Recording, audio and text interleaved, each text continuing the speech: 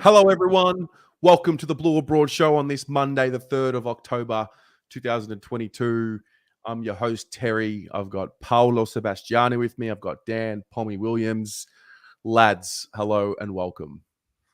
Good evening, everybody. Jeez, I look very tired here. I'm just looking at myself through this screen. Jeez, I need some of your puffy eye stuff, Terry, mate. You got anything for me? Actually, I do. I actually do. I was gonna do it. I'm gonna do it a little later in the show. It's actually funny you mentioned that. I'll wait until we get a few more people in before I. All right. That's actually hilarious that you bring that up. But just give me. I can't believe that wasn't set up as well. For those in the audience, that wasn't set up. That's blanked my head. It must be the. I saw something about the Mercury retrograde. People were telling me about this Mercury retrograde or something like that. Whatever that means. So Mercury is currently in retrograde, which basically means if you have technology that's randomly stuffing up, it's got something to do with that. There's a bit of juju in the air. So you got to dust off the crystals and anyway, where are we going with this conversation? This is great. I don't know if I've come on the right show. I think I've got lost. Lads, it's great to have you here. I got to say, I really enjoyed last week. I had a lot of fun last week. It just got really just engaging. It was fun. It was good discussion, and we want to bring a lot more of that tonight. Yes, definitely. So before we do, we say good evening to everybody in the audience, wherever you are watching from. I guess let's just start with the best and fairest, shall we? Because the three of us were in three different locations on Friday night for the BNF. So I'll start with you, Pommy. You were right here on the channel during the watch along. What was your takeaway from the BNF, if anything at all? I think it was a good night. Obviously, a lot of people in the chat were in here with me, so we had a bit of a good banter first of all. So thanks to you guys, because honestly, that's 4 hours of drivel that I'd normally not get back without the people. So that made it worthwhile. I have to say, the biggest takeout for me, I was kind of disappointed Cripps didn't win the VFLW award because he won just about everything else. Well, I was a bit stiff. But I did really enjoy Voss's talk. That was probably one of the first times I've ever listened to someone at Carlton and not cringed at least once. I actually was engaged. I love the honesty, and I don't know. I always believed, but something just twigged inside of me, I think, when I listened to that. Something stirred it, and it just made me think, if I'm one of them players and he's making me, an old man on a live, get a bit excited, what does that do to the players? So I really enjoyed that. But all in all, it was a great night. Paolo, what did you think? Yeah, it was. Cripper's a deserving winner. I thought it was going to be one of those ones, when you see like the player in your team win all these accolades from an AFL perspective, and then at the club, from a BNF perspective, someone else wins it. And I think from what I heard from Michael Maloney, who was there, and a few others in the live chat, and a few others through the stream and the socials at the club, everyone was cheering Doc hard, like hardcore in the last couple of rounds for him to get over the line. But I think it was a deserving top three. Cripper was our best player probably all year, and Walsh and Doherty have underpinned him, and a couple of others were thereabouts. Charlie, I thought Sardi would have finished up a little bit higher than he did. That was a little bit of a surprise, but no, nonetheless, Cripper deserved his win, and I think Vossi's speech was, I think, as Pommy summed it up, probably not just the best on the night, but probably one of the better ones I think we've heard from the year. It was just nice to hear someone take accountability for what happened and forge the path forward. And I think there are a few players that they just need to keep off the mic. Just go out and play and just listen. I don't want to hear what they have to say. Wiedering and a few others in particular. I'm like, mate, just go out and play footy and listen to the man at the top. It's a good point. I was going to do a review video for the BNF, and then I thought with all my memories and my takeaways and my observations, but I thought we'd do it here tonight. Yep. there were a few interesting things that I just noticed throughout the night. So I was there, obviously. I was on a table with Lockie Fogarty's parents, who, can I just say, they are lovely, absolutely lovely. Terry and Tracy are their names, and just good vibes, good people. Nice. Wow, so many things. Luke Sayers has a really different presence about him right now than what he did last year. I don't know if you guys got to hear his speech, because I know that there was audio issues, but there was a real, I think last year he was obviously new. So he was, I don't know. I just sensed a really different and more assertive and more brutal, honest presence about him. Yeah. I think that was him. That was him. Yeah. I think it's probably the first time we can say, maybe since Jack Elliott, that he's probably one of us. Yep. If that makes sense. Like I think he speaks from, as much as he's business minded and he's done everything he's done with PwC. I think he speaks from the heart as well. And I think football clubs are a combination of both, balance from your objective mind and what you see out in reality, but also what you feel in your heart too. And, it's no coincidence that as soon as he's come into the helm that we've showed improvement. So, but I think the beauty about him and what Vossi keeps saying is that we're not satisfied. Like, there's no satisfaction with what we've done at all this season with regards to the on the field stuff, which gives me plenty of hope moving forward. Yeah. Go for it. I did enjoy Voss and Sayers gloss over the sponsors as well. Yep. So a couple of years ago, when we were talking about this, when we did this watch along last time, I remember Mark Lagoudisha spent about 28 minutes. It became like an infomercial at one stage. Do you know what I mean? That if I logged into Virgin now, I'd get tickets half price. Took ages. I love the fact that they just glossed it over, and it was all about the footy. It was all about the playing group, but more importantly, all about us. And there was a real acknowledgement of the journey that we've taken together. I noticed a lot of Voss used we and us a lot. It wasn't, it felt for the first time, not saying that we are part of the club in the terms of the playing group, but it felt like there was a bit of an acknowledgement here that, we're all together. This isn't them and us. This is a united front. I really enjoyed it. And Sayers, I like the fact that he was a bit of a nuffy. The clap. The clap. Like every time he said something, he was like, "Oh, Michael Voss." It was like, your uncle when he gets pissed and he does a speech at the wedding, and you kind of like, "Oh no." I like that because that's us lot. That's us lot. We've had a beer. We're excited. The passion comes out. I don't like the corporate things. I'm a big advocate for it. I can't stand it. And I felt more like that was Luke Sayers as a human being. Do you know what I mean? That he's a bit quirky. He's a little bit awkward. And good. Be yourself, man. Don't pretend to be a PR manufactured machine. I think that's what Carlton has done wrong for the last 8 years. We over-manufacture our coaches. We over-manufacture everyone who speaks to us as if we're politicians. Do you know what I mean? They're meant to be just us who happen to be in power. That's the difference. That they're here in a voted, elected system on a non-paid capacity. And I am enjoying that. That's what I want. I don't want corporate wankers. I want fans who happen to be in the corporate space. That should be the first priority. And I enjoyed that. I felt like it was sincere as opposed to bollocks. Good word. Yeah. Sincere. Good word.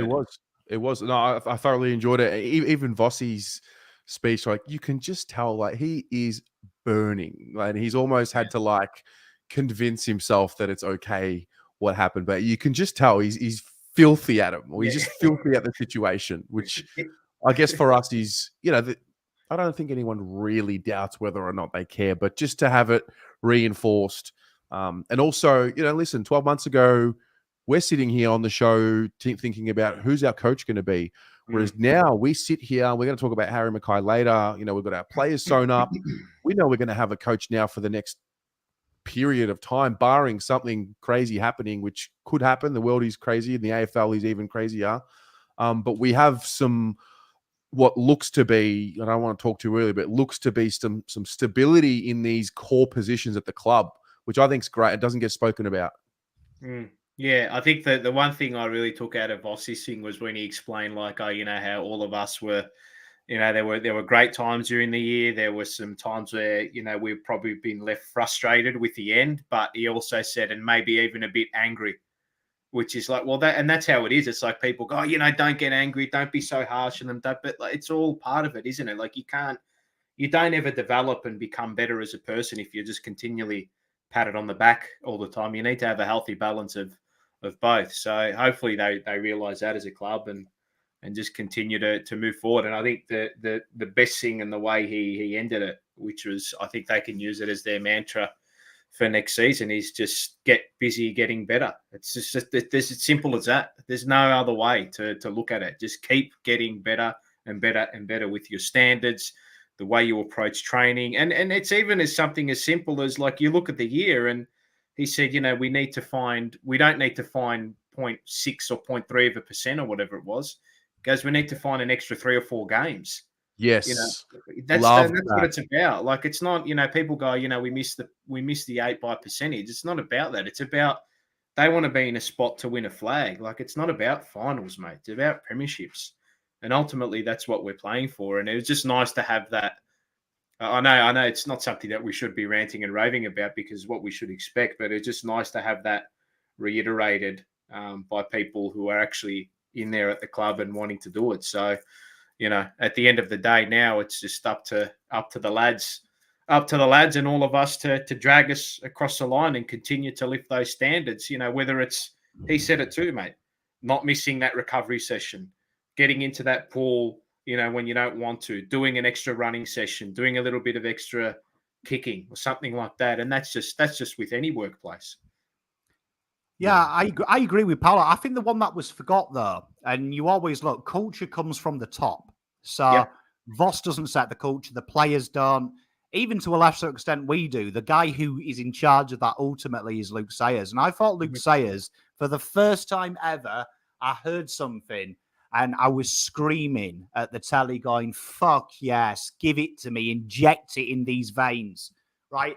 And that was the quote here where he said, congratulations to all the tonight's winners. Progress has been made in the last year, that's for certain, but satisfaction is certainly not here. Everybody associated with our club understands where we want to go, but no one is going to hand it to us. We need to take it. He's stolen that from me. The only way this football club can achieve the success we are striving for is by remaining united on and off the field, staying committed and understanding our shared responsibility to be relentless, humble, and in our pursuit for sustained excellence. Legit. That right there, ladies and gentlemen, is the greatest words ever to leave this football club. So fuck what Vossi said for a minute. That there, no script, off the cuff, done and dusted, is what I want to hear. That is the call to arms I want to hear from our leader. None of this bollocks of, oh, we've got this foundation, this program, we've made this much money in here. Bollocks. For Gazis, no one cares. It's about remaining united. Carlton Football Club, the family, wins the flag, not freaking Nissan, Hyundai, or whatever other melts. I loved that. Absolutely adored it. And that, for me, every inspirational boss I've had, that's how they talk to me. Do you know what I mean? About us together, striving, not being satisfied, committed. Love that. And I thought that no one's talked about it, but that for me was the first time I was like, yeah, you know what? Fucking oath. Yes, take it. How many times have I been on this show? Don't get the respect. Fucking go and take it. True. I want to share some, I don't know, some of my goss that I went and got throughout the night. Yeah. So I went there with the intention. I wanted to meet 2 people in particular that I've never met before. Okay. I've never met Patrick Cripps, and Really? no, I never met him. Never met him. Never shaken his hand. Never. I've been near him, but not met him. And Sam Doherty as well, because I wanted to tell Doc before the count finished that I had him as the Blue and Brawl Player of the Year. So got to do that, which was great. Crips. Oh, speaking of, for those who are on Instagram, we're actually doing a little collaboration with ball magnets. So basically, you go in the running. I don't know if you can see this. You go in the running to win a signed Patrick Cripps training singlet and shorts. Basically, you just need to go onto this Instagram post on either Ball Magnets or the Blue Abroad Instagram, like the post, tag a friend, and you go in the running to win. Yeah, that's the one. Yes, she is. That's the one there. So you go into the running to win that. You got to follow both of us, so that won't be a problem for anyone here because everyone follows Blue Abroad on Instagram here, I'm assuming. There we go. I've just followed Ball Magnets now. There we go. Beautiful. So that posted the link in the comments. That'll take you straight to it. There we go. Legend. Perfect. So that came about, and for those who don't know what Ball Magnets is, it's basically it's a training app for your ball skills. So you got Tom Mitchell, Lockie Neal, Patrick Cripps, and Aaron Phillips who run the app, and they basically have all sorts of footy drills in there, even exclusive content from all of them. They've got a podcast in there as well. So the reason why I wanted to bring Cripps up was because he knows the channel and he says he likes our work, and he wanted to thank everyone that was in the Brownlow montage that I put together. So if anybody is in the audience that submitted one of your videos, Patrick Cripps says thank you for that. I also kind of realized, kind of feel for the bloke, like it's exhausting watching. He like everyone wants a piece of him. Yeah, he does it so well. He does it with such class. He just makes himself available. But like from the outside looking in, like I almost felt bad because I was kind of lining up to speak to him almost. And I knew that if I didn't, you have to just get in there and say something. But he was very, very, very happy to speak with us. I was there with my housemate Ave, and the guy needs a break, and he needs to get away, and he is getting away. So that was good. I think the other young man that impressed me on the night, just from a interaction standpoint, Lewis Young. Can I just say, Lewis Young, he's just been impressive all year. And then obviously, we watch them as footballers and we try and make a determination on their character from the way they play football. Just a really pleasurable exchange, really humble. Actually asked me questions about me. Like he didn't need to. I think that's the tell about whether someone's actually giving you their time. It's whether they're asking you questions and wanting to know who the hell you are. So I thought that was a really good exchange. Nice. Good to hear that there were positive vibes there, mate. Very good. Very Nothing but great vibes. Good.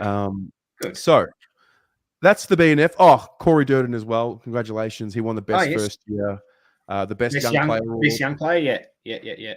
So that was good. But look, how's his shoulder? Is he okay? Is he still in a sling, or is he okay? Or he's out. He'll be running soon, he said. Okay. Very good. So he will be back. He'll be back for preseason at some point. But he said he's going to start running soon. So he's actually looking forward to it. Nice. Also had some really, really nice things to say about Collingwood, if you know what I mean, which was great to hear. Let's just say the rivalry, he knows what it's all about. Okay. Good.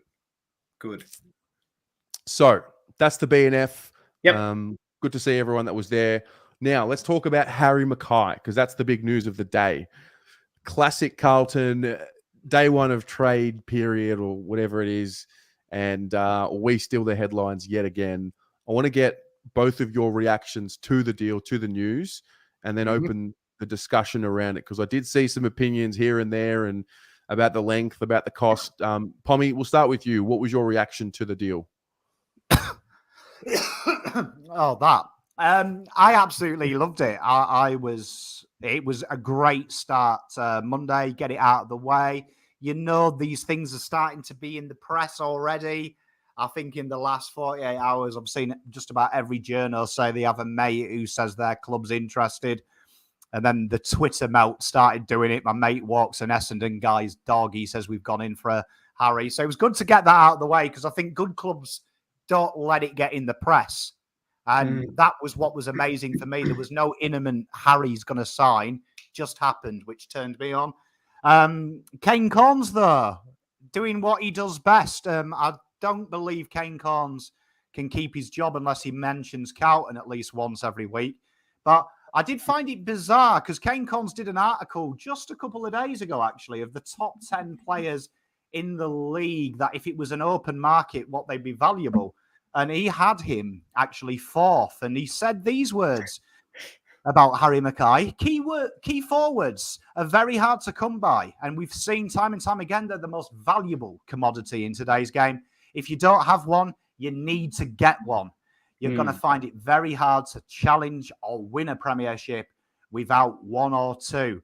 Fourth, so the most important player, fourth most important player, he would say, if it was a free market. The only guys who beat him were Charlie, Max King, and Sam de Koning. So notice that's key position players. And then today, obviously, says you don't do it ever. You don't ever sign a big player to a long-term contract. Too high risk, big high risk strategy. And brought out an article from 2012 where he had growing pains and his back was fucked.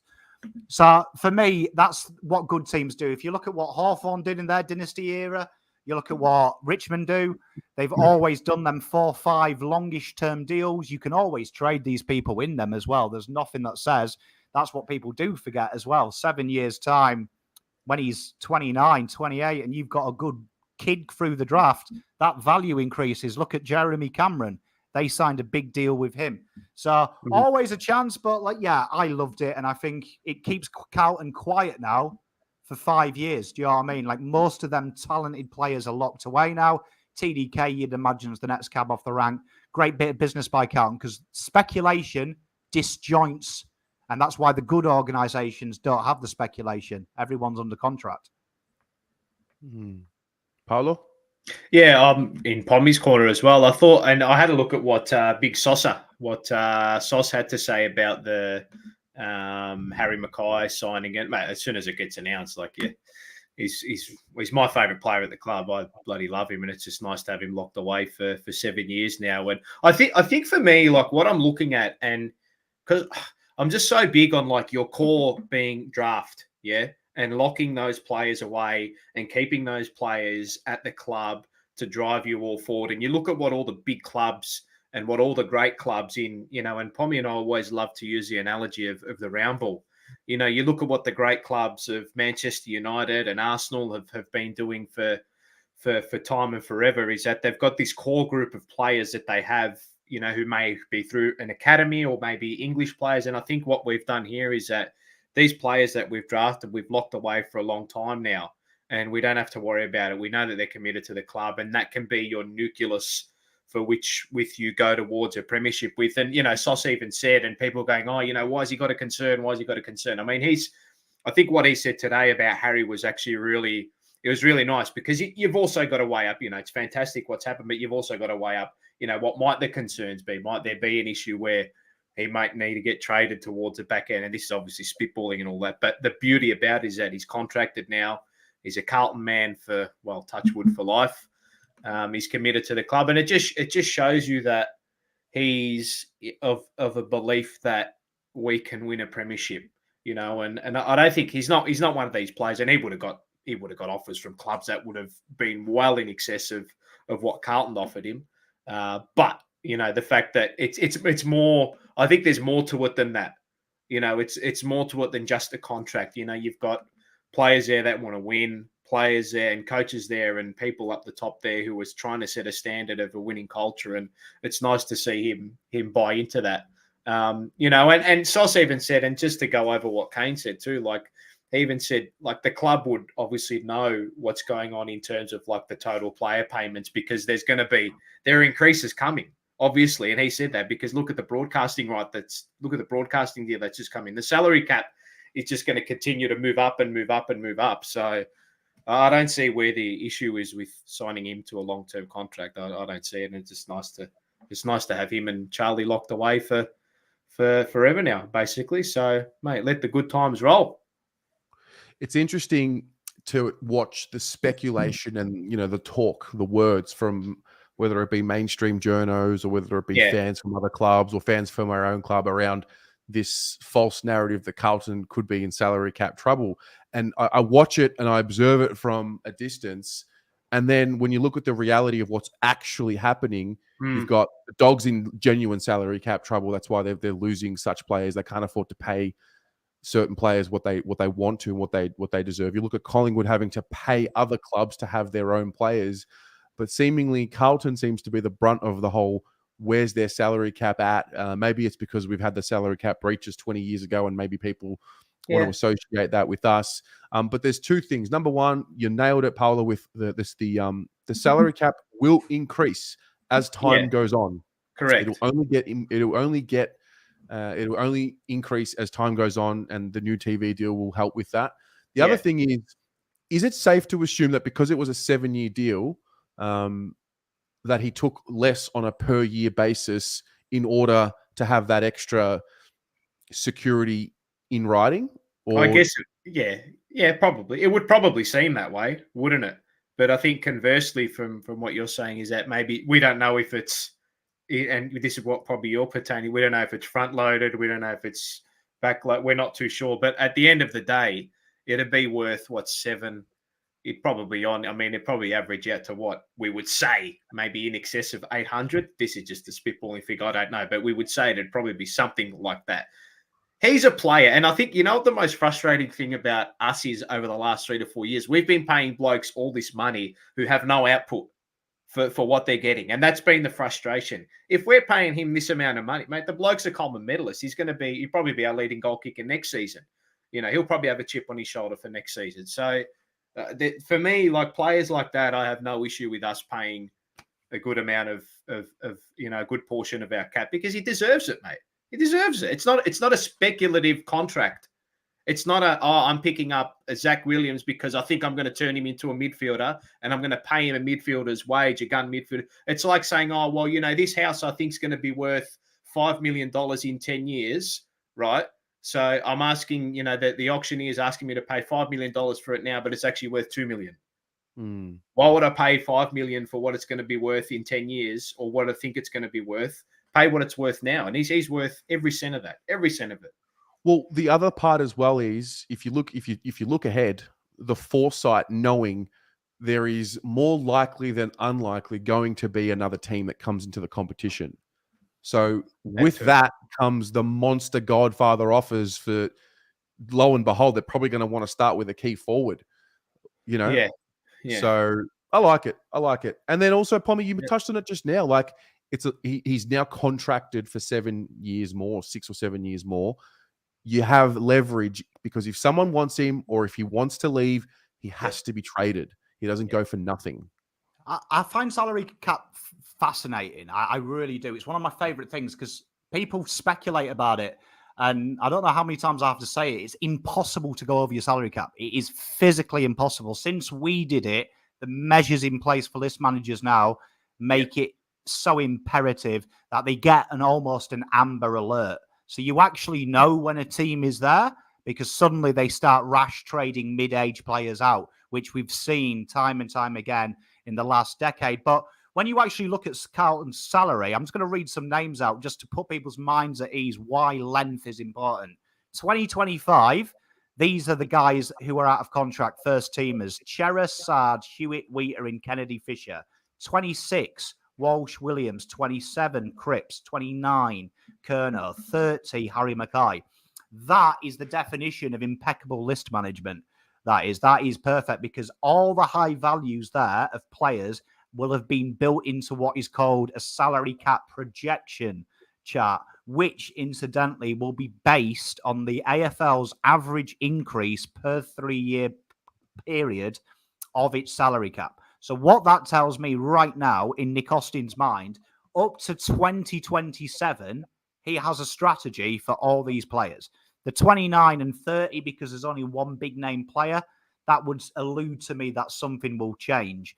But literally, once you have these players, we've seen in the AFL, they own them. So the AFL is probably the worst league in the world at player movement. These players are owned effectively by their football clubs. So that gives Carlton total carte blanche now to do what they want with Harry. If, like you say, a Tasmania come in, the AFL say, right, you guys have the same concessions Gold Coast had, higher salary cap. You can start having extra picks. You can trade that early access. Suddenly, Carlton are in a right laughing space because if you come knocking for Harry, they're like, right, we'll take 2 million. Do you know what I mean? We'll get $1 million off our books. We'll take 2 first rounders and early access of the draft. So, absolute shrewd list management. And it's good. It's good because Nick Austin seems to be more of the guy that thinks with a bit of forethought as opposed to what's in front of him.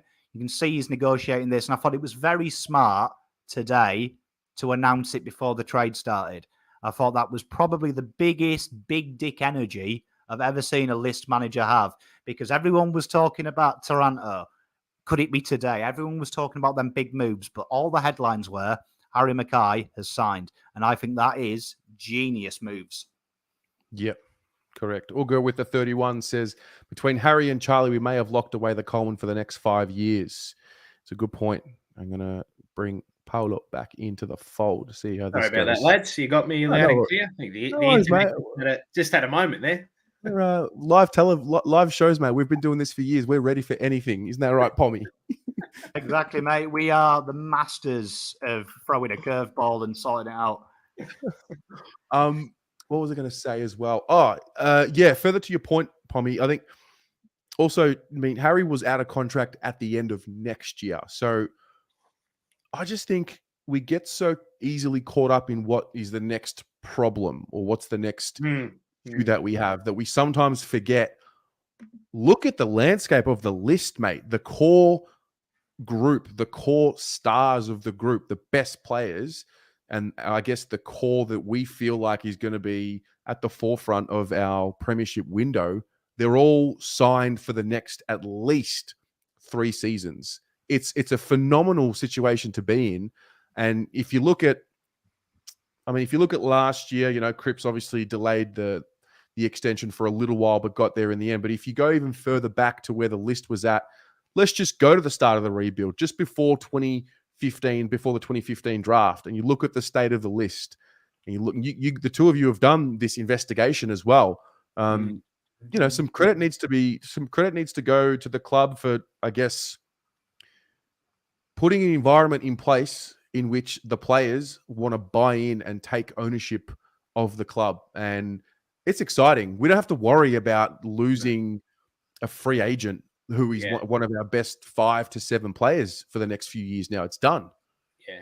No, I agree. I think it also too is you've got to also be putting in place, are people staying around for the right reasons? Are they not just staying around because they can get away with subpar performance and still collect a contract? And I think that's where a lot of the frustration has stemmed from over the last, not just through the 2015 to now tenure, but even before that as well. So, it would seem the house has slowly but surely become to be set in order. And now we're just waiting for it to explode, really. And we saw parts of it throughout this season. And look, I think too, it looks like it's on the upward trend, clearly. But I also think as well, and I don't think I've brought into this enough. And, as you said, the core of the group is there. We have such talented players, and it was proven by Brownlow, Coleman, 3 All-Australians. And now it's just got to replicate, through the rest of the team. But the one thing I don't think I've brought into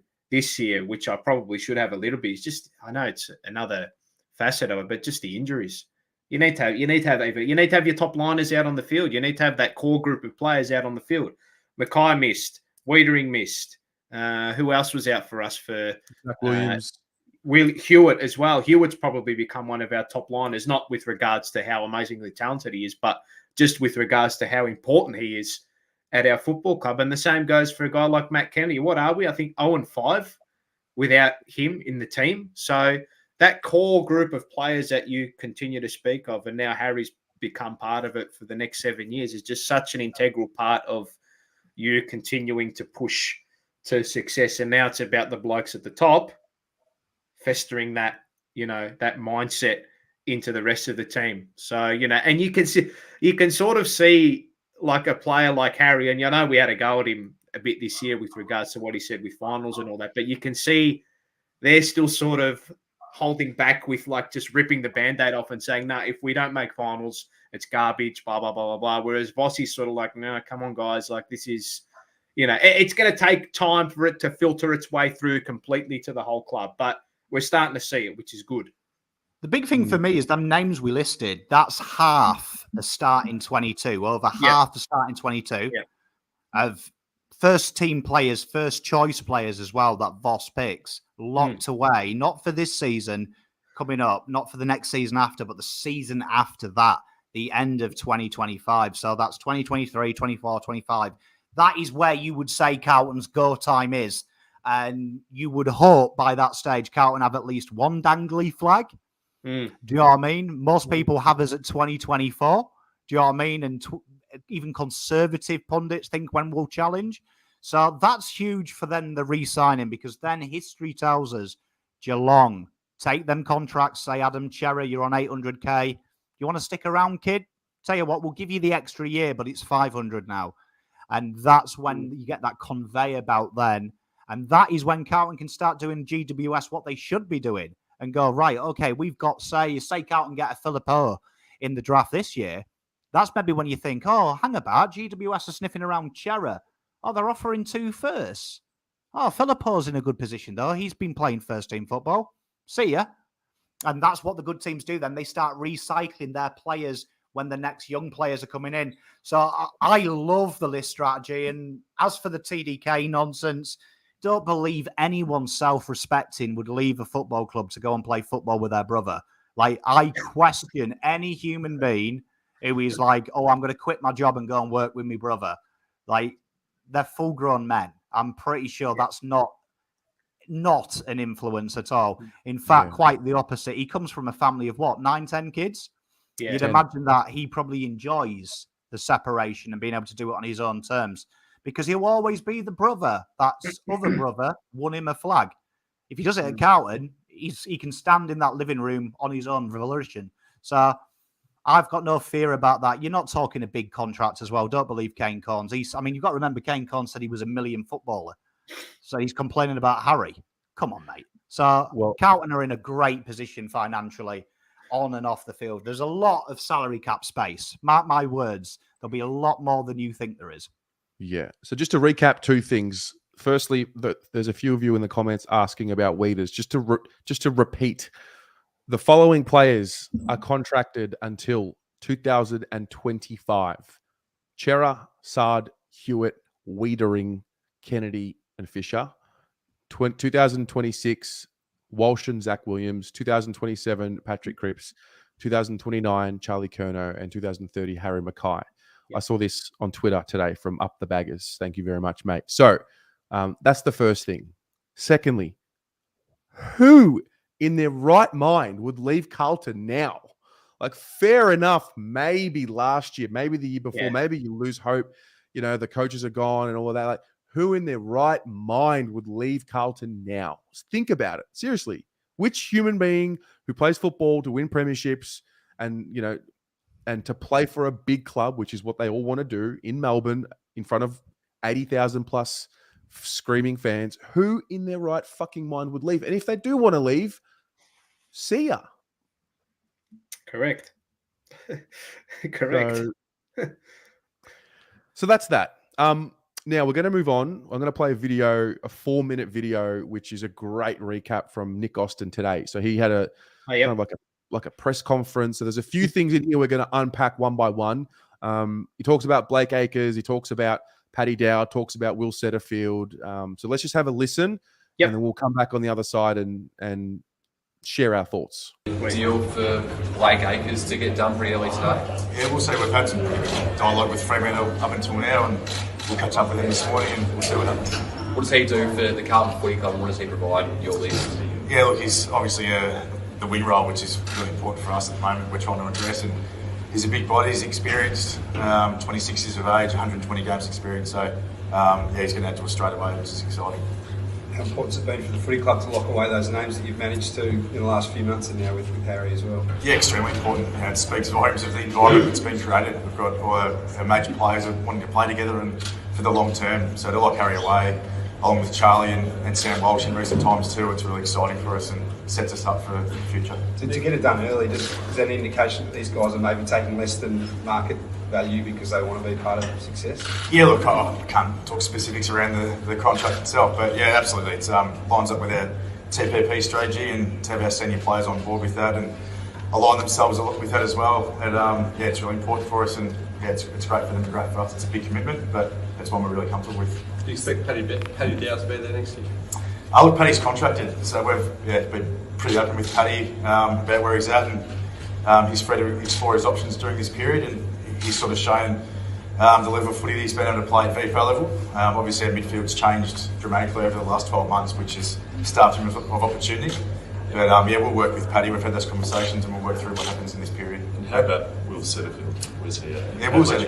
He's out of contract. Will again, Will's a required player. We'd like to retain him, but he's free to explore his options as well. So we'll just see how it goes. They'll take part in the background this week. Expect Paddy to assess his options and have a look around. Oh, look, I think so. Yeah, look, Paddy's a professional. He wants to play AFL footy, and the opportunities haven't been there at Carlton. As I said, our midfield's changed a lot. Paddy's an inside midfielder. He's got some weapons in there that he can use, and yeah, hopefully gets opportunity somewhere else. But if not, we'll have him back with open arms. He's a required player. He's a contracted player. Has he indicated to you whether his wish is to explore options or to stay? Yeah, no, I think ideally Paddy would like an opportunity to play AFL footy. So yeah, we'll be working with him and his management and other clubs to try and make that happen for him. Has he expressed a club of choice, or has it progressed to that stage? Yeah. No, not yet. No, not yet. But yeah, we'll just keep working through it and see what happens. Does Setterfield have a deal on the table? Not as yet. No. Well, as I said, he's out of contract, but yeah, he's working through it. He's exploring his options, and yeah, we're working with him. Much interest in Fisher Maxey? We did a lot of work on Fish early days. We're not going to go there though. No, he's not allowed to play for next year, and that's it. That's what we see. What about Lucky Shoal? That was never a conversation we had at any level, so I'm not sure where that came from. I know his dad played some games for Carlton in the early 90s, but that was about as far as that discussion went. Just on TDK, any sort of progress on negotiations there, or how do you get that done as well? Yeah, we're comfortable with where all the negotiations are at, and with all the contracts are at, really. That'll play out over time. You know, it's great to get Harry and Charlie done in recent times, and Tom's probably the next one that we'll keep working through. But yeah, we're comfortable with where that's at right now. What sort of player will you go after during this trade period? What holes do you need to fill? Now, Blake Acres is probably the major one for us. The wing role's been something we've been looking at for a while. We think Blake's going to help us straight away. Outside of that, look, we're really committed to the draft. We've been open with that. We've had 3 national draft picks in the last 2 years, so we've been pretty active trading. It's time for us to go to the draft and get some kids back in. Just on Harry, the 7 years, how much confidence do you have in his long-term and longevity, in his body, that you'll see those 7 years out and be playing good footy at the end of that deal? Yeah, a lot of confidence. We do a lot of work behind the scenes medically, so we've got to have full tick-off and buy from a medical team to even consider a contract of that length. So no, we're really comfortable. How good's that? No bullshit. He's a cool cucumber, isn't he? Mate, straight to the point. No theatrics, just business. No, I love the Lucky Shoal where he nearly burst out laughing. What about Shoal? And he was like, I loved it. No monkey business from Nick Austin. No monkey business from him, mate. No malak ears. No, none at all. So there's a few things. Spoke about Akers. I mean, I don't know if we really need to go into detail about Akers. I mean, he's going to be a winger for us, not expecting him to be a superstar by any stretch of the imagination. That just sort of gets done. I thought his comments around Dow were interesting, and he made a point to identify that, you know, he's an inside midfielder. So, you know, and the reality is there are 5 of them ahead of him currently on the list right now. So, you know, he's welcome to go and explore his options. And if not, well, he'll be back. It's a strong position to be in from the club. Like, we don't need anyone now. No, and I think the comment about Akers as well is, you know, that wing role is, you know, according to some people, it's not important. So, you know, we're just going to chuck anyone in there because, you know, we're just going to throw up all these names that we think are going to pop up on the wing just because they can't fit in any other spot on the ground. But no, you can see how much they value that role and how much that role is valued in the modern game. And he's an improvement on Jack Nunes with regards to output and numbers, and, you know, with regards to how long we're going to get out of him. You know, he's obviously at the peak of his career, and what you see is what you get with him. You know, he's not going to be, you know, an A-grade absolute star footballer, but what he is going to be for us is just a a bloke who's gonna fill the wing role, and you would suspect he's probably the best winger we've got on the list now. Correct. Yeah. The Fisher Mackesy talk, I love that. Just honesty. Kind of into him early, not going to go there anymore. And yeah, the Lockie Shoal shut down. I thought it was great. Yeah, I mean, this is the thing. I mean, and this is the thing with how all these news things come about, is that a club might be interested in someone, which is, they do due diligence with nearly all players that are probably going to be available. It's like, okay, well, we need this particular position. We think we need to fill this role. This player is potentially coming out of contract. Let's do an analysis of him. What does he provide? What can he provide us?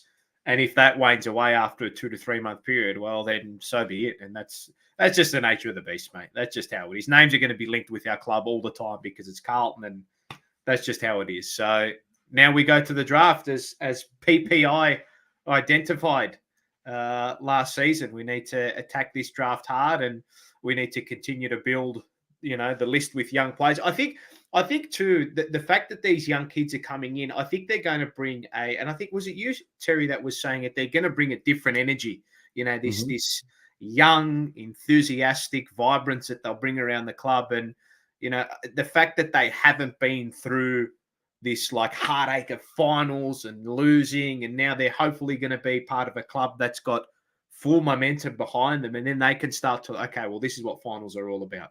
This is what winning is all about. Now I'm learning off Michael Voss. I'm having culture set by a guy like Luke Sayers, who's, no nonsense. We need to be part of a winning environment. So it's good to see. And, it's a part of the club that needs to start to that they really need to hone in on. And we have, and this is probably the first time since our inception that we've fully and completely embrace the draft, and it's bloody great to see. It's bloody great to see. Well, I'm going to put up a graphic here, which it was done by SEN. Shout out SEN, Paul. Your people. Yes, they put together a best 22. I think this might have been Nick Negropontis. I don't know exactly who did it. Might have been. But basically, this is Napalo. I'm sorry, but your face is not here right now. But that's okay, mate. There's nothing much to look at, mate. Don't worry. No, but just to give us a bit of a snapshot as to like what the best 22 could look like next year. Maybe there's 2 or 3 here that you would, rotate. But what do you look at when you see this? How does this stack up for you, Pommy and Paul and you guys in the audience? How do you look at this, and what does it make you feel about the team? All yours, Pommy. I'm going to be quite simple. I don't think Jack Martin will be there, and I don't think, the other replacement you could probably say is maybe Newman, potentially, just because he's sort of getting into his 30s. But I would say that might be the only one out of there I would potentially say.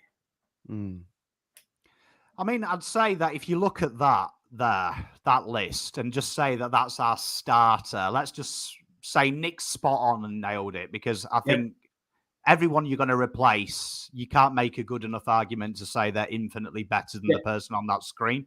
Correct. So, but I would say if you looked at that as a list manager and think, what do I need to strengthen? First one that probably screams at you, I hope it does, is probably small forward. Who's the goal kicker out of that lot, with Charlie and Harry and Jesus working as the third? Fisher works up the ground, but you would say Durden and Motlop, even if you play always, not a lot of goals between the Motlop starting to show signs, and then the forward pressure is coming from Durden. You'd probably say a small forward, so instantly you're not buying one of them. You're not going out and buying one of them. So that's why he wants to draft. Incredibly high success rate in the AFL draft. The highest one post 30 is a small forward. You'd probably say maybe a winger, because I don't think he's never done it. Started Sam Walsh on the wing and played more than 40% on there. So I don't think Voss will ever do that. It's a mental decision. So you'd say then probably a proper winger plays Cottrell or O'Brien there. And that rotation comes from probably Newman leaving and Blake Acres swings back. So then you'd probably say that you need another tall forward at some point, because at the moment there's only Harry and Charlie. Jesus and Kemp won't cut it at elite level, but you've got time.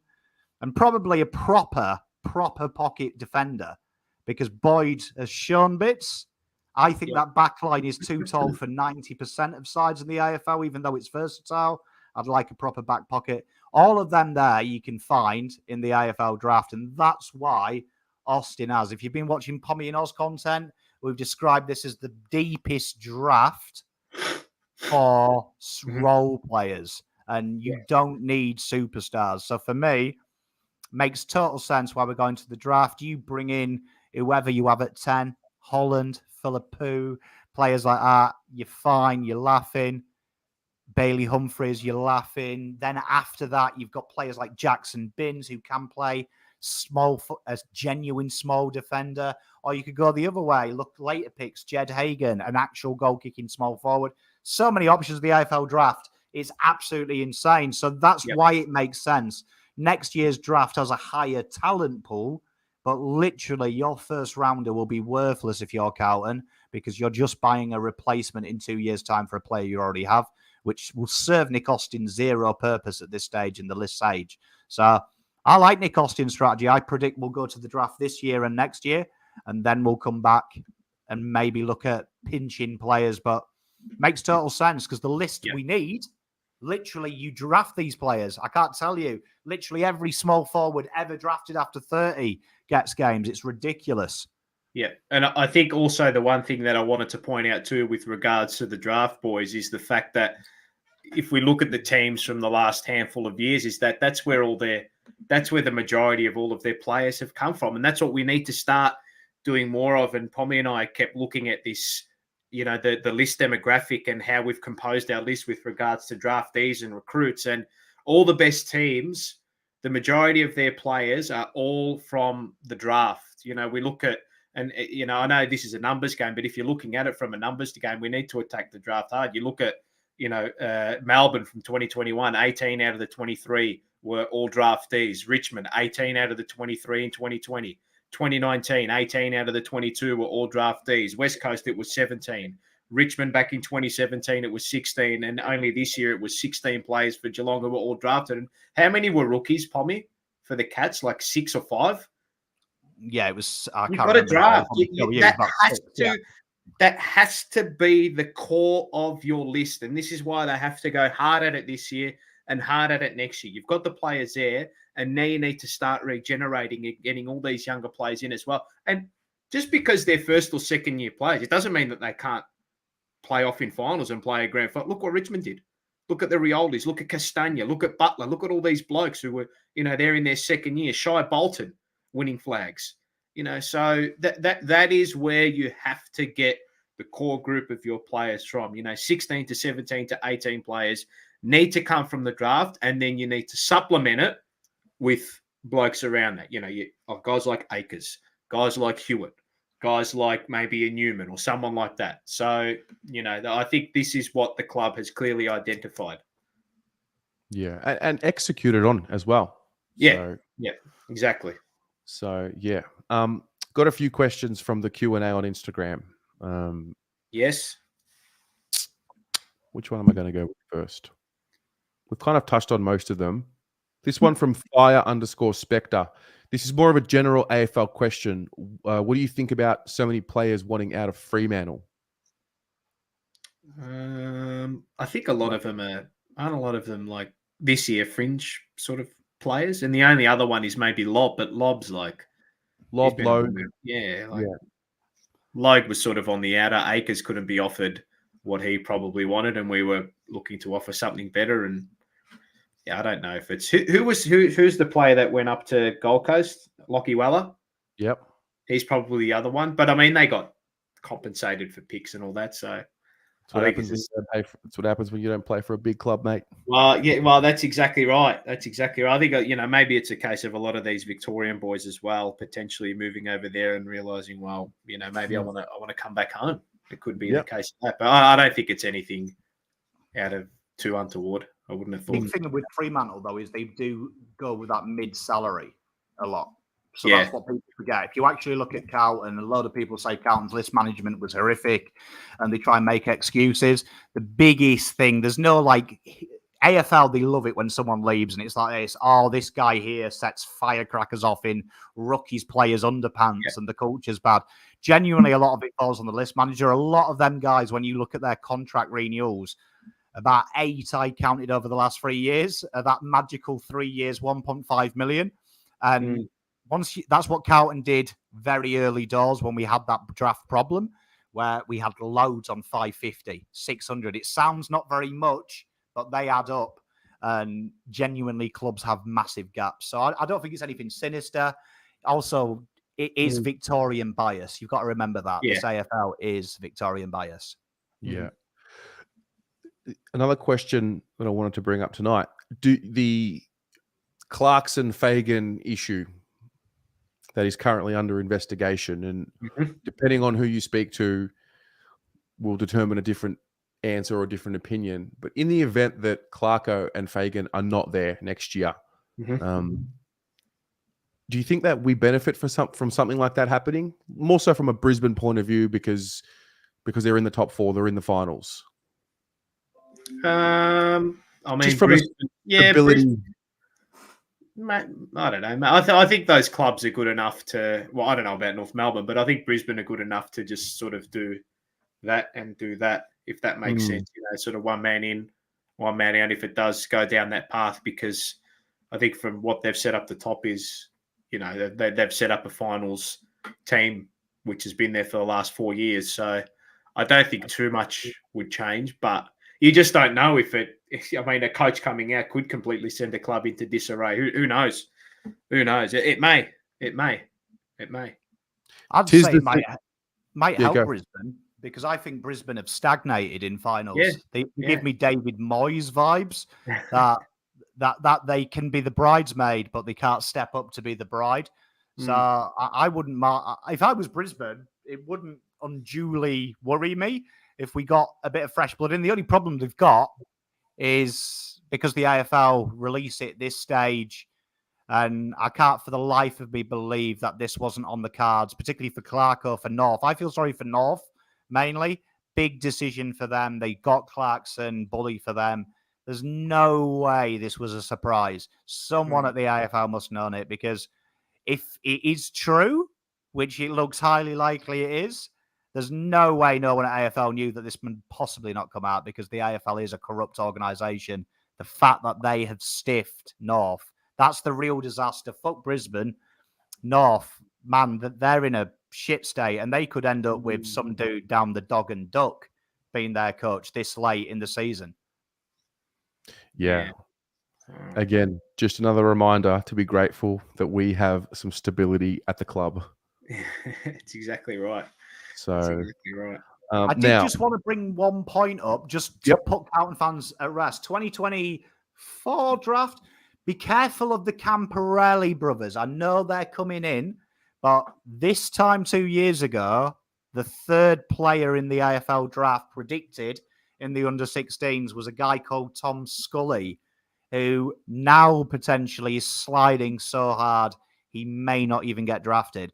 Your 16 to 18-year-old draftees, so whatever's on my board now, I guarantee when we come and do our draft reviews in 2024, half of these guys we've never heard of and are working at Coles. Yeah. Like, you know what I mean? It's the biggest gap from now to then. This is where we see their talent. And I'll give you an example. 16-year-old boy, suddenly you're 17, bit more responsibility. Your mates are sneaking into clubs. Oh, they're going out on a Friday night. Oh, shit, I'm playing Saturday morning. That's where you really separate the men and the great from the, oh, he's good at club level. So just be very careful, because the more you big them up, the more it gets inside their head. And Tom Scully had a lot thrown his way. Like, I heard generational forward. I cringe when I heard the G word. And now he's like 40, 58 on draft boards. But 24 months ago, like I say, 1, 2, the next Lockett, the next Buddy, like it's one of them danger things. So don't bank on them. Just enjoy them. They're very good, though, today. Very good. If the draft was done today, top 20 talents. But keep an eye on them, but don't bank on them. Don't bank on them. Nick Austin would be an idiot to bank on them too. All right. Well, that's it for tonight. Just to give you all something to look forward to. So basically, throughout this week, we'll be doing like a recap of the trade news as it comes in. So stay tuned on the channel. The Jumper Punch, the boys are taking a deserved break. Yeah. Whew. Jeez. Yeah, we won't be. I don't think we'll be back. Well, we're organising an interview with a particular person involved at the club who we're trying to get a hold of for a chat on the Jumper Punch YouTube page, which is where all those interviews go up. So hopefully we can get that sorted in the next coming weeks. And then I think the next official show we'll probably be at Christmas time. So around then, keep your eye out. But what are we, October, November? Yeah, we're going to take a nice little 2.5 month break, I think. I'm scared to say the words AFLW, but Wednesday is the AFLW show. Good luck, Shannon Kira. Tell you, Godspeed. Shannon and Kira doing God's work on Wednesday nights, the AFLW show. Jesus Christ. What else can be said? Oh, God, Jesus Christ. I've got something that'll help you, Paolo. You mentioned you had some bags under your eyes. You're feeling a little tired. Yes. What do you got for me? I've been in this game for a while, right? I don't classify myself as an influencer, but for the first time in my life, I received some product from a certain company, complimentary, and I just loved it. So check out Tomorrow Skincare. Now, they've got like a 4-step process. Men, listen, it's 2022. Beauty products are not just for women, all right? You start off with the foaming cleanser, all right? You wash that off. Then you go with the structure serum. Okay, a couple of drops. You just put that on the neck and on the face, followed by the liquid toner. And then, Paolo, to finish it all off, the moisturizer. A 4-step process just to get the skin looking nice and fresh and shiny. How good is that? Who gave you that stuff? The company's called Tomorrow Skincare, and you can check them out on Instagram. Send a package my way, guys. Yeah, I'm more than happy to give you a pump up. Yeah, so something just to sprinkle up your face as we hit the summer rays. Fantastic. Say, if the company wants to sponsor me, make sure you send in a 6-figure freaking check with it as well, and I'll pump it out to big tough Northerners upstairs. Serum. I have not heard anyone since bloody Spider-Man use serum. Lads, it's 2022. We've got to look after ourselves. Okay. Come on. Okay. Just stay out of the sun like this pasty palm and your skin will be fine. See? Too good. All right. Well, ladies and gents, thanks for being here with us. We'll see you throughout the week. Tune in to me tonight as well. Overnight crowd, SEN. What's the situation, Paul? Yeah, 11 p.m. to 3 a.m. tonight. We've got some good guests on. We've got some racing reviews to get done, some AFL trade talk to get through, some AFLW talk, regrettably, to get through with regards to the Blues, and some round ball stuff with the great Simon Hill. You've been replaced this week, Pommy, but I'll get you back tomorrow. late out. No, I'll get you if you're awake, mate. I'll get you on because I'm sure you want to have a word about what happened to your Red Devils on the weekend. Nah, mate, fuck football. It's a stupid game. Absolute waste of my time. So yeah, tune in tonight, 11 p.m. to 3 a.m. is when I'll be on. So overnight crowd, SEN. Awesome. Bang. All right, lads. Good night. Hooroo. See ya. Go See you Blues. guys.